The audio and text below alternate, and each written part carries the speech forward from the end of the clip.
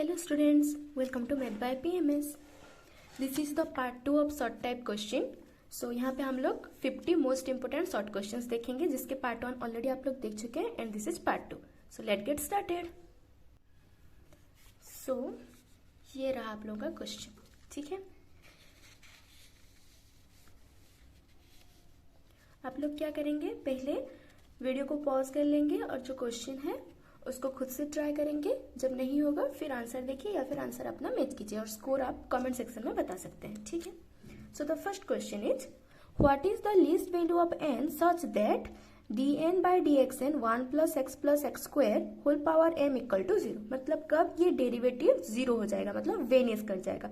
कब वेनियस होता है, जब ये वाला टर्म क्या हो, डेरिवेटिव होकर लास्ट में एक कांस्टेंट आए. ठीक है, so m is a non negative integer. m तो नॉन नेगेटिव इंटीजर है इसलिए तो कम हो जाएगा. मतलब अगर हम एक्स स्क्वायर का डेरिवेटिव करेंगे, suppose f of x equal to हम लोग को एक्स स्क्वायर दिया है, इसका डेरिवेटिव करेंगे तो कितना बार में इसका derivative dn by dxn of x square is 0 कब आएगा.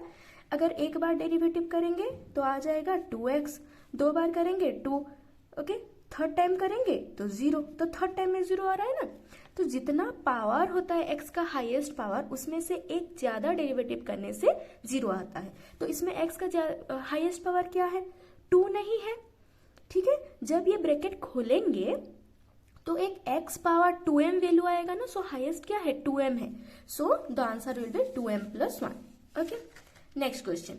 Right the value of integration 0 to 1 x dx where x is stand for fractional part. Fractional part मतलब क्या होता है, अगर 2.3 है तो इसमें फ्रैक्शनल पार्ट कितना है, 2.3 है. तो ये आएगा कैसे, x minus x greatest integer function कर लेंगे. सपोज 2.3 ले रहे हैं, so 2.3 minus 2.3 greatest integer function that is 2.3 minus 2 which is equal to 0.3. Okay, तो इसका आंसर आप खुद से ट्राई कीजिए.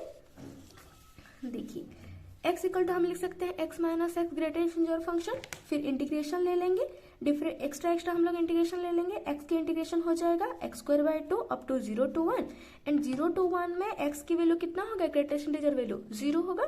सो this value will be 0. So integration आ जाएगा 1/2. ओके, सिंपल यहाँ तक. चलिए next question. Next question is F dash T equal to कितना है जब एफ ऑफ टी होगा 0 to 1 e power 3x cos 2x. ऐसे टाइप के जब भी क्वेश्चन होगा ना, अगर ये वेरिएबल नहीं दिया है, कांस्टेंट दिया है, दोनों लिमिट, अगर दोनों लिमिट कांस्टेंट दिया है तो ये वाला इंटीग्रेशन की वैल्यू क्या आएगी, एक पर्टिकुलर वैल्यू आएगा. वो 0 1 2 कुछ भी आए पर एक पर्टिकुलर वैल्यू आएगा ना. तो पहले इंटीग्रेशन करना है, उसके बाद डेरिवेटिव करना है. तो ये पर्टिकुलर वैल्यू देगा क्योंकि 0 to 1 तो नोन है. तो पर्टिकुलर वैल्यू जब देगा उसका डेरिवेटिव कितना हो जाएगा, 0. सिंपल यहाँ तक. चलिए आगे बढ़ते. Next question is 3 cos x plus tan square x by 2x plus sin x plus tan x. Okay, integration करना है. एक मार्क का इंटीग्रेशन है, मतलब कोई ना कोई ट्रिक लगेगा. देखते हैं, अगर इसकी डेरिवेटिव ऊपर है, sin x की cos x है, पर tan x की sec square x वो यहाँ पे नहीं है और 2x की 2 वो यहाँ पे नहीं है. तो यहाँ पे हम लोग थोड़ा ट्रिक करेंगे और tan square x को क्या कर लेंगे, sec square x - 1 कर लेंगे. ठीक है, सो 3 से 1 गया, 2 हो गया. sin x की derivative cos x, tan x is sec square x. और ये वाला फॉर्मूला हमको पता है कि f dash x by f of x integration is ln f of x plus c. Okay, so इसके आंसर आराम से आ जाएगा. चलिए next question. Determine the maximum value of cos x sin x minus sin x cos x - 1 determinant. Okay, खुद से try कीजिए. फिर cos, पहले डिटर्मिनेंट निकालेंगे हम लोग, cos square x minus cos x plus sin square x. ये तो आप निकाल सकते हैं. ठीक है, तो आ गया 1 minus cos x. Maximum value बोला है, अब cos x के मैक्सिमम वैल्यू क्या है, 1 है. So 1 - 1 will be 0. So answer will be 0. Okay, चलिए आगे बढ़ते. So next question is total number of relation from A to B is 64. A cardinality is m, b cardinality is n, m not equal to 1 and m is less than n, then find mn. Okay, इतना information दिया है. पहले ये जानना होगा कि total number of relation from A to B कितना होता है, 2 पावर mn होता है, where a determinant is a cardinality is m and b cardinality is n. ठीक है, मतलब ये जो आएगा 64, ये क्या आएगा, 2 पावर mn इज 64. ओके, सो इसका आंसर हम लोग देख लेते हैं. सो 2 पावर 6 इज 64 एंड 6 को हम क्या लिख सकते हैं, 3 into 2 लिख सकते हैं. अब m 1 नहीं हो सकता है एंड m क्या है, लेस देन n है, मतलब n भी तो 1 नहीं ले सकते हैं हम लोग, ठीक है। तो क्या हो जाएगा, m हो जाएगा 2, n हो जाएगा 3। सिंपल था। चलिए next question. Next question is -π/4 to π/4 sin 5x cos x dx। इसकी वैल्यू क्या होगी, आप खुद से ट्राई कीजिए, वैसे देख चुके होंगे, 0 होगा, ठीक है। अब रीजन क्या है कि ये एक ऑड फंक्शन है, ठीक है, एंड हम लोग को पता है कि -a to a अगर ऑड फंक्शन हो तो वैल्यू क्या होता है, 0 होता है। इवन होता है तो क्या होता है, 2 into 0 to a f of x dx हो जाता है जब इवन होता है f of x, ठीक है। इवन ऑड फंक्शन तो आप लोग को पता ही है। चलिए next question. Next question is evaluate sin square theta cos square theta 1 cos square theta sin square theta 1 -10 12 2। Okay, इसकी वैल्यू निकालना है। अब फॉर्मूला डालकर भी कर सकते हैं, पर 1 मार्क के लिए उतना टाइम वेस्ट करना नहीं है, ठीक है। अब ये दोनों कॉलम को हम लोग क्या कर लेते हैं, ऐड कर लेते हैं। sin square theta plus cos square theta यहाँ पे कितना हो जाएगा 1, cos square theta plus sin square theta यहाँ पे कितना हो जाएगा 1, -10 प्लस 12 यहाँ के कितना हो जाएगा 2। तो अगर कोई भी डिटर्मिनेंट की दो कॉलम सेम हो तो डिटरमिनेंट की वैल्यू क्या होता है, 0 होता है, ठीक है। ये तो कर सकते हैं आप लोग कि कॉलम 1 हम लोग क्या चेंज कर लेंगे, column 1 equal to column 1 plus column 2 कर लेंगे, ठीक है। चलिए next. Integration e power ln cosec square x minus cot square x dx। Okay, इसके आंसर तो लिखा गया है। cos square x minus cot square x कितना होता है, 1 होता है। So ln 1 value is 0, e power 0 is 1, so 1 integration is x plus c। Simple. चलिए next. If a vector is 3 and b vector mod is 2 and a dot b equal to दिया गया है 0, then a cross b हम लोग mod निकालना है। मतलब cross product एक होता है ना कि उसका डायरेक्शन रहता है, तो मॉड है मतलब हम लोग डायरेक्शन नहीं लेंगे, ठीक है।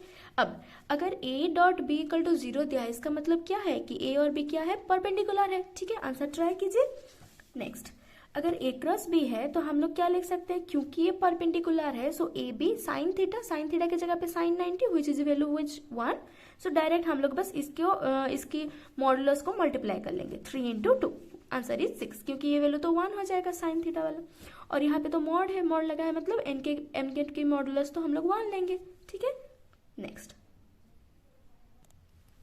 1 मार्क में क्वेश्चन ज़्यादा डिफिकल्ट नहीं रहता है, बस थोड़ा बहुत कुछ ट्रिकी रह सकता है। तो अगर आप कॉन्सेप्ट को जानते हैं तो अच्छे से 1 मार्क का क्वेश्चन कर सकते हैं, ठीक। Next, right the differential coefficient of e power x ln x plus 1 where 3 less than equal to x less than 4 with respect to x। Differential coefficient means क्या, डेरिवेटिव। ओके, हम लोग को derivative निकालना है। तो अब x की greatest integer value दिया है और x कहाँ से कहाँ तक, 3 से लेकर के 4 तक। 3 पे इक्वल है, 4 पे इक्वल नहीं है, मतलब ये 3 से लेकर 4 तक के एलिमेंट में है। तो इसकी ग्रेटेस्ट इंटीजर वैल्यू क्या हो जाएगा, 3 हो जाएगा। तो x की जगह पे हम लोग 3 पुट कर लेंगे ना। Derivative of e power x की ग्रेटेस्ट इंटीजर फंक्शन पे 3 पुट कर लिए, 3 ln x प्लस 1। अब हम लोग अगर a ln b है तो ln b पावर a इसको लिख सकते हैं, ठीक है। सो ये हो गया ln b पावर a हो गया। सो अब इसकी हम लोग डेरिवेटिव निकाल सकते हैं, ठीक है। सो 3x प्लस 1 स्क्वायर हो जाएगा आंसर।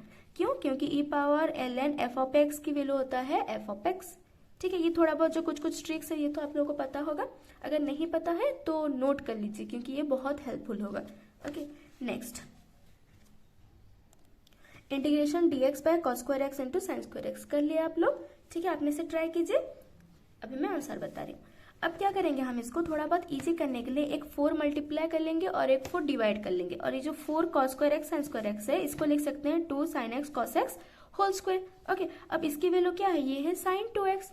सो sin 2x की होल स्क्वायर, अब ये ऊपर जाएगा तो क्या हो जाएगा, कोसेक स्क्वायर 2x। अब कोसेक स्क्वायर 2x की इंटीग्रेशन तो हम लोग को पता है, cot 2x है। अगेन 2x की इंटीग्रेशन होगा जो कि वैल्यू नीचे 2 आएगा। ओके, ये थोड़ा बहुत तो पता ही है कि अगर sin x की इंटीग्रेशन है तो sin x की इंटीग्रेशन होने के बाद जो कांस्टेंट टर्म है वो डिवाइड हो जाता है, ठीक है। सो ये हो गया -2 cot 2x plus c। Simple, इतना समझ में आया। इंटीग्रेशन की फॉर्मूला सब तो आपको याद होगा, और अगर अभी तक भी कोई याद नहीं किए हैं तो कर लीजिए, इंटीग्रेशन बहुत इंपॉर्टेंट चैप्टर है। ओके, चलिए आगे बढ़ते हैं। So now next question is question number 13।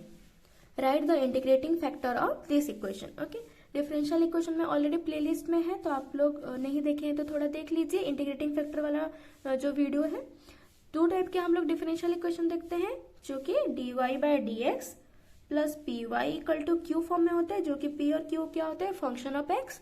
And एक और होता है d x by d y plus p of x equal to q, जिसमें पी और क्यू क्या होते हैं, फंक्शन ऑफ वाई होते हैं। ठीक है, तो अगर हम लोग की इक्वेशन या तो डिफरेंशियल इक्वेशन ये बनेगा या तो डिफरेंशियल इक्वेशन ये बनेगा। ठीक है, अगर जो टर्म ज्यादा दिखाई दे रहा है, मतलब y ज्यादा दिखाई दे रहा है, तो y को हम लोग क्या लेंगे, इंडिपेंडेंट लेंगे, और x को क्या लेंगे, डिपेंडेंट लेंगे। ओके, सो अगर y इंडिपेंडेंट है और x डिपेंडेंट है, मतलब this should be dx by dy। ठीक है, इसको थोड़ा बहुत सेट करते हैं, उसके बाद हम लोग इंटीग्रेटिंग फैक्टर निकालेंगे, क्योंकि इंटीग्रेटिंग फैक्टर का फॉर्मूला क्या है, अगर ये वाला इक्वेशन दिया है so e power integration p d x, और अगर ये वाला फॉर्मूला इक्वेशन बना है तो e power integration p d y. ठीक है, तो हियर इज योर आंसर। इसको थोड़ा बहुत हम लोग सेट कर लिए कि dx और dy को इधर ले लिए और y ln y को हम लोग इधर डिवाइड कर लिए। सो ये हो गया x by minus y ln y minus ln y by minus y ln y, dx इधर आ गया, so dx by dy। Now dx by dy plus ये वाला टर्म को हम लोग उधर ले लिए राइट हैंड साइड में, so x by y plus y ln y equal to minus minus cut गया, ये हो गया ln y by y ln y। अब ये किस फॉर्मेट में आया है, ये आया है dx by dy plus p x equal to q, ये वाला डिफरेंशियल इक्वेशन बना है। ठीक है, ये वाला डिफरेंशियल इक्वेशन बना है। सो यहाँ पे हम लोग क्या कर सकते हैं, p का वैल्यू क्या दिया है, जो डिपेंडेंट वेरिएबल होता है उसका जो कोफिशिएंट है उसको हम लोग p बोलते हैं। इसको डिटेल में ऑलरेडी मैं बता चुकी हूँ आप लोगों को। तो यहाँ पे p की वैल्यू है 1 बाय वाई ln y। अब बस इसको इंटीग्रेशन करना है, e power integration p dy। p की वैल्यू लिख ली। अब अगर ln y को हम लोग z पुट करते हैं तो ये हो जाएगा derivative 1 by y dy is equal to dz। Okay, by substitution method integration. So 1 by ये हो जाएगा 1 बाय वाई dy को हम लोग लिख लिए हैं, ये जो 1 बाय वाई dy है इसको हम लोग लिख लेंगे dz, और ln y की जगह पे z। 1 बाय z की इंटीग्रेशन है ln z, और इंटीग्रेटिंग फैक्टर में हम लोग क्यों प्लस सी नहीं लेते हैं, इसे भी मैं डिटेल में बताई थी आप लोगों को। So now e power ln f of x will be f of x is equal to z। So z की जगह पे क्या लिख लेंगे, ln y। So this is our integrating factor. Simple है, समझ में आ गया। चलिए आगे बढ़ते। Next is question number 14।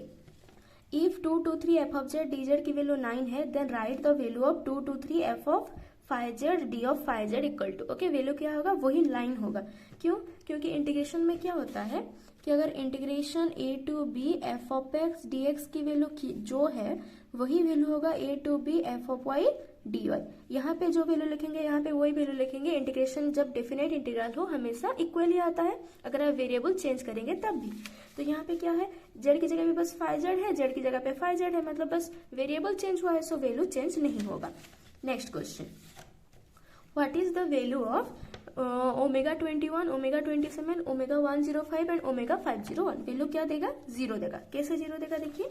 अब ओमेगा पावर 21 को लिख सकते हैं omega cube power 7, and omega power 27 को 3 पावर 9, 105 को 3 पावर 35 एंड 501 को 3 पावर 167 लिख सकते हैं। ओके,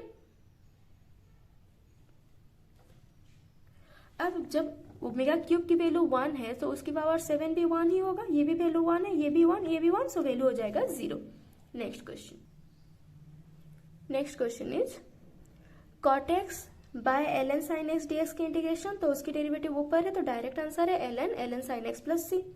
नेक्स्ट क्वेश्चन है write the value of 0 to pi by 2 sin x dx by sin x cos x minus 0 to pi by 2 cos x by sin x plus cos x dx।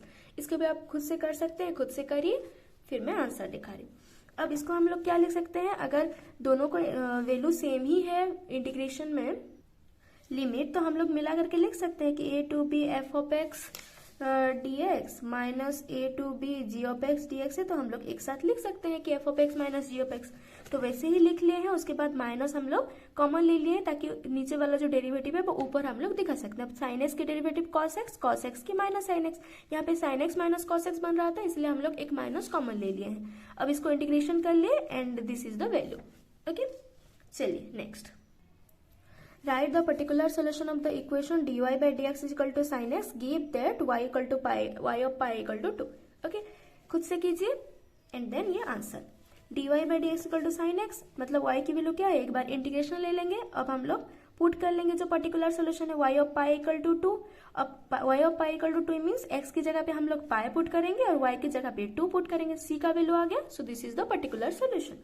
Simple है, बहुत easy question देता है, ज्यादा difficult question नहीं देता है। अब ना next D square by D x square of sine 3x plus 5, मतलब 3x प्लस 5 को दो, साइन 3x प्लस 5 को 2 बार बस डेरिवेटिव करना है। ये सेकेंड ऑर्डर डेरिवेटिव है, ये भी आप कर सकते हैं। ठीक है, next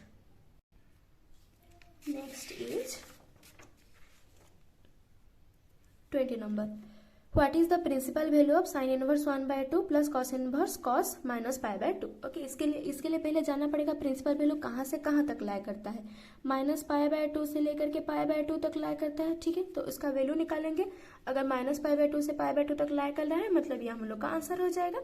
so this is the value, sine inverse 1/2 will be पाई/6 एंड दिस इज माइनस पाई/2, सो माइनस 2 पाई/6 आ गया, तो ये कितना होता है -60 होता है, जो कि माइनस पाई/2 से पाई/2 में लाई करता है। ठीक है, so this is our principal value.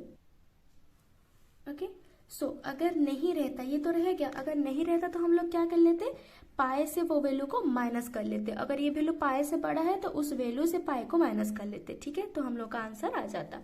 चलिए next, right the condition of Rolle's theorem which is violated by the function this. Okay, उसके लिए रोल थ्योरम की कंडीशंस को जानना होगा। क्या होता है रोल थ्योरम की कंडीशन, क्या होती है कि रोल्स थ्योरम की कंडीशन होते हैं आप लोगों की continuous at close interval a b, differentiable on open interval a b and then f of a equal to f of b. ये तीनों पॉइंट को अगर सेटिस्फाई कर रहा है तो हम उसको बोलते हैं कि रोल्स थ्योरम को सेटिस्फाई कर रहा है। ठीक है, तो आप लोग खुद से चेक कीजिएगा कि ये कौन सा वाला रूल को वायोलेट कर रहा है। देखिए कॉन्टिन्यूअस पहले है कि नहीं, देखिए। ठीक है, चलिए ये आप खुद से कर लेंगे। Next question, write the solution of the LPP maximum this subject to this. Okay, ये तो एलपीपी का डायरेक्ट क्वेश्चन है, बहुत छोटा इजी क्वेश्चन है, ये आप खुद से कर लीजिएगा। Now next question is, if f of x is equal to ax plus 1, x less than equal to 2, 2x minus 1, x greater than 2 is continuous at x equal to 2, then a की value क्या है। जब इस type के question आएगा always हम लोग क्या करेंगे, कॉन्टिन्यूअस मतलब ये दे वैल्यू सेम होने चाहिए, तो हम इसको सेम मानेंगे at the given point. Okay, खुद से ट्राई कीजिए, फिर मैं आंसर बता रही हूँ।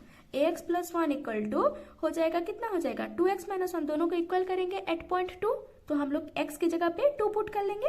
सो 2a plus 1 equal to 2 into 2 is 4 minus 1, तो यहाँ पे सॉल्व करने से हमको a मिल जाएगा 1। सिंपल है, समझ में आ गया। चलिए आगे बढ़ते। ये तो बहुत इजी क्वेश्चन है। Write the direction cosine of y axis. Okay, y axis की डायरेक्शन कोसाइन क्या हो जाएगा, 0 1 0, x एक्सिस होता है 1 0 0, z एक्सिस होता है 0 0 1। ठीक है, कोई भी शॉर्ट क्वेश्चन जो हम लोग कर रहे हैं, ठीक है, तो उसके रिलेटेड भी कुछ शॉर्ट क्वेश्चन आप देख लीजिए ताकि वो आप कर सके। ठीक है, अगर हम लोग ये वाला क्वेश्चन कर रहे हैं मतलब इसके रिलेटेड क्वेश्चन भी कुछ आप देख लीजिए। Next question, write the order of differential equation y equal to c1 plus c2 cos x plus c3 plus c4 e power x plus c5।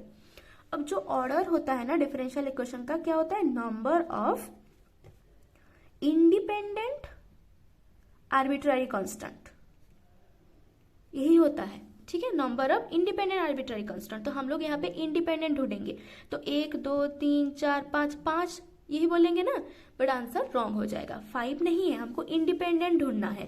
c1 plus c2 को हम लोग एक ही कांस्टेंट मान सकते हैं क्योंकि दोनों कांस्टेंट मिलकर के एक ही कांस्टेंट होगा।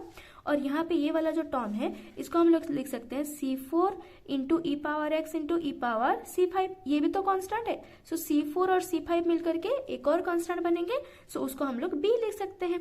तो यहाँ पे टोटल इंडिपेंडेंट है 1 2 3, 3 ही कांस्टेंट इंडिपेंडेंट है, सो ऑर्डर हो जाएगा 3। इसको थोड़ा ध्यान में रखिएगा। ठीक है, next, find n if f dash x equal to nx 4x square plus 2 power 99 where f of x is equal to 4x square plus 2 power 100। Okay, अब ये वाला क्वेश्चन जब हम लोग करेंगे, पहले देख लेते हैं इसका डेरिवेटिव करना है, तो आप लोग पहले क्या कर लेंगे, डेरिवेटिव कर लेंगे। So f of x is equal to हम लोग लिख सकते हैं 100 into 4x square plus 2 power 99।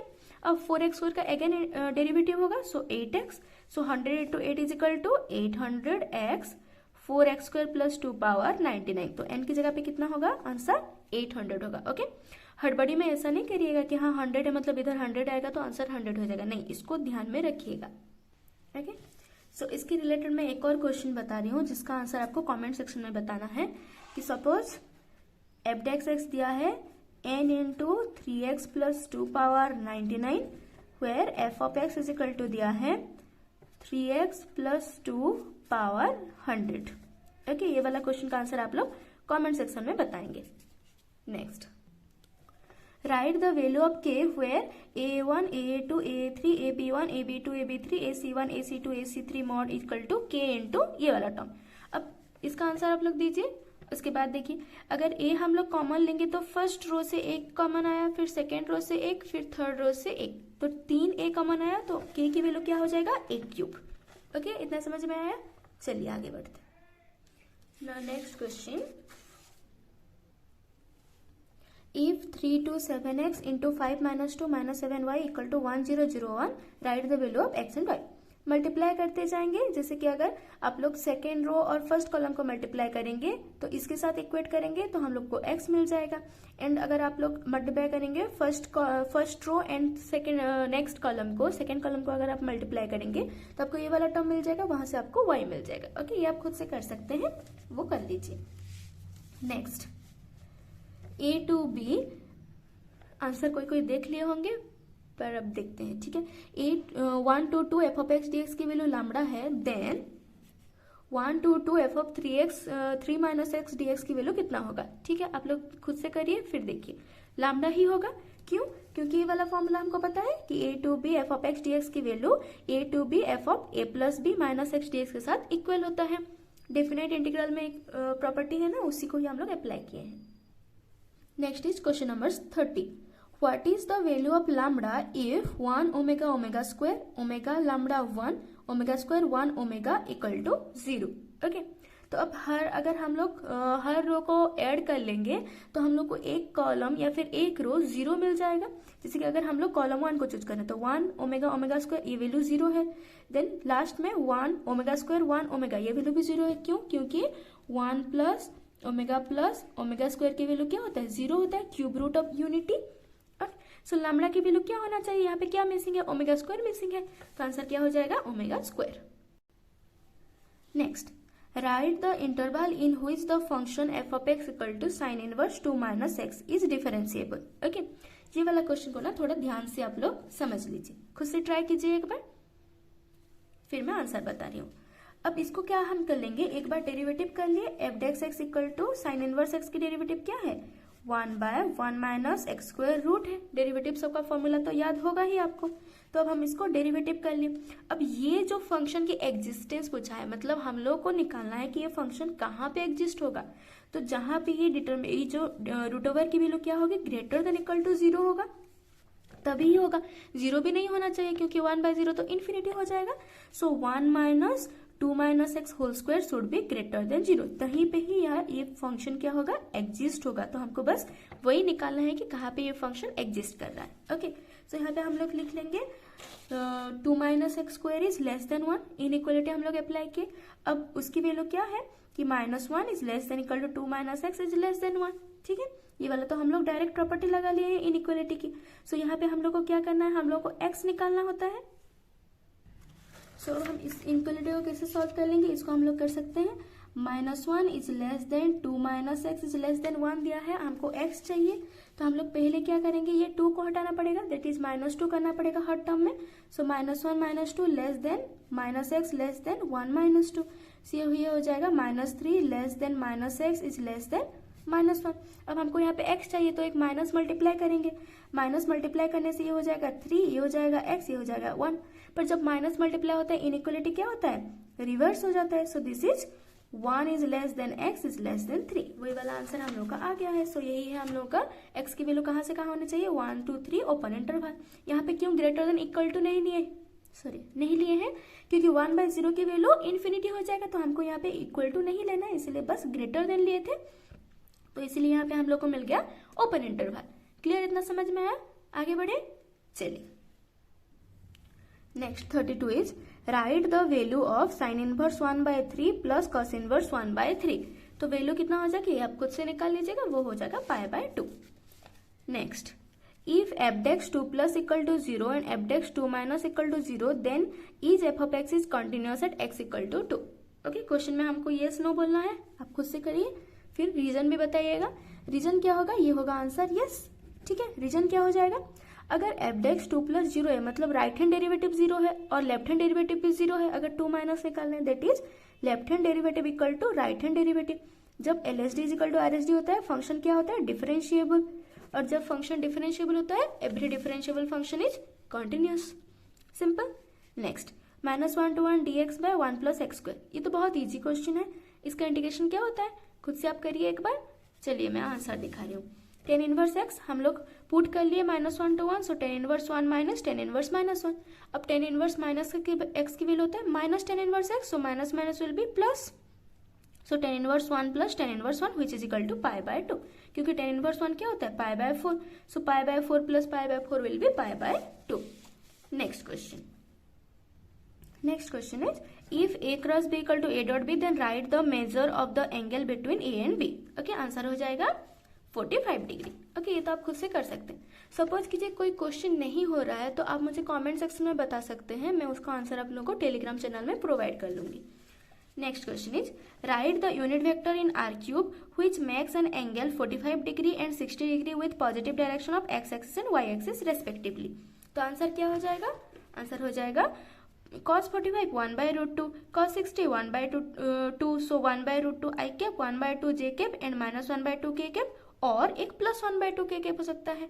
ठीक है, और अगर ये कैसे हुआ अगर ये बोलेंगे तो हम लोग को पता है, यहाँ पे मैं लिख ले रही कि cos square alpha plus cos square beta plus cos square gamma की वैल्यू 1 होता है।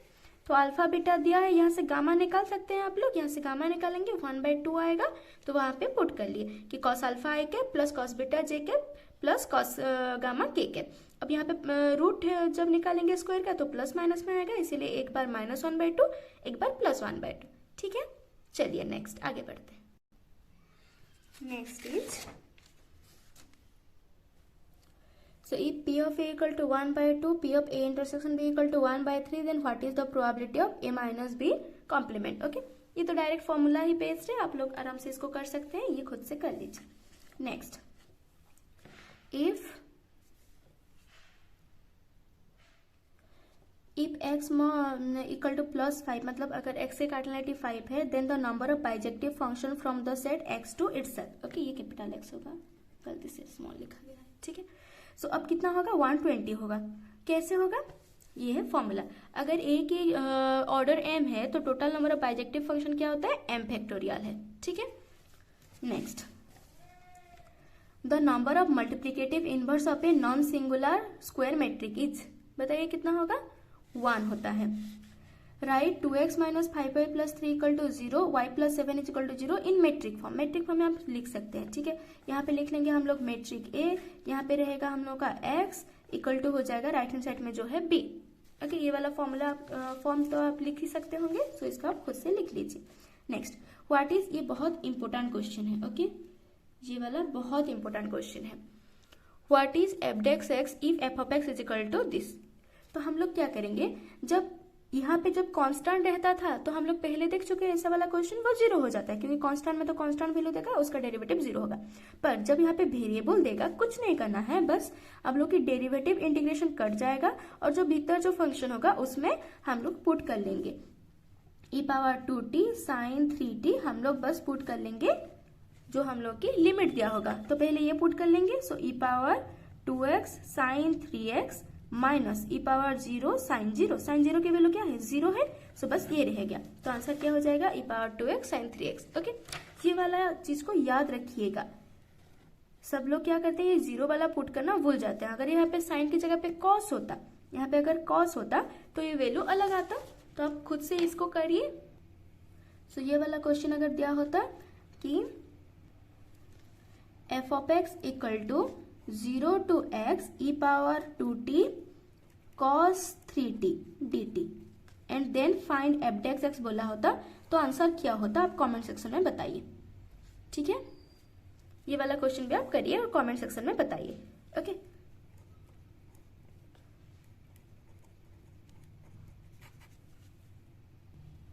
Next question is f of x equal to x cube find f dash 16।